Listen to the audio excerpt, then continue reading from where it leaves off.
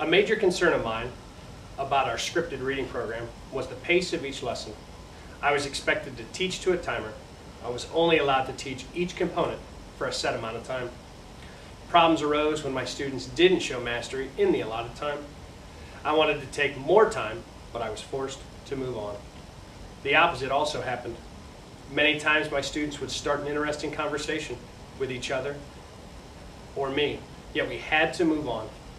For instance, my students truly loved a poem entitled, "It Makes Me Furious." They love this poem because it takes place in a neighborhood similar to theirs. We had a wonderful conversation about the vocabulary, but had to quit because the timer went off. The students were disappointed. They wanted to create their own versions of the poem, adding things that make them furious.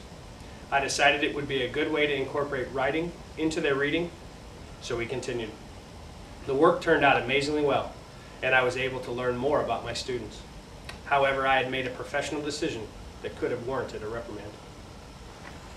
One day, while using the scripted reading program, I was teaching a poetry lesson according to the directions. I was being observed by a supervisor, so I was particularly careful about following the directions verbatim. The directions were quite lengthy, and they were taking quite a long time to get through. As I read and read through the directions about how to read poetry and what we're going to do with the poetry, one of my second graders looked up and said, "Miss McManaman, can we cut to the chase?" I said, "I'm trying to." I couldn't really be angry with the child. He was right. It was taking way too long. As you hear in these stories, scripted curricular programs provide teachers with written instructions for what they are to say and expected responses from students. The scripted programs in our school district also specified strict time allotments and frequent tests, which severely constrain teacher and student decision-making. According to Cazole, these kinds of controls on teachers and students are much more frequent in urban context than in better funded suburban schools. Some argue that these differences reflect the future expectations for children with different socioeconomic futures.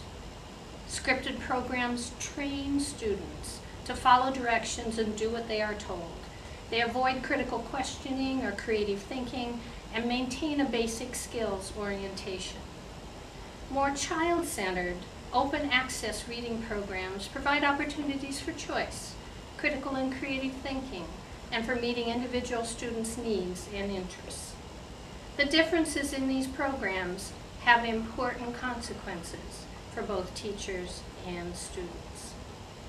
As you can hear, the teachers in this school felt increasingly impressed by mandates resulting from local and national policies. After years of training and work to develop a rich, integrated, holistic reading program, the expectation was that all teachers would teach the same thing in the same way at the same time every day. The large notebooks contained curriculum designed by a committee that had primarily disconnected content, and the timers on their desks kept them on schedule. Professional decision-making or meeting the needs and interests of individual students were not possible with this new curriculum. Administrators and district personnel policed teachers' implementation of the program. Before the impact of No Child Left Behind took hold at Park Street, before the school was labeled a failing school by No Child Left Behind expectations, and before curriculum was constrained to include only the important subjects, that is, the tested subjects, Park Street was a school we would wish for our own children. But poverty weighs heavy in these times, and curriculum-mandated changes in urban schools do not, in our opinion, reflect the kind of education that will give all children equal opportunities to succeed in a world increasingly demanding, thoughtful, collaborative, broadly educated, and creative problem solvers.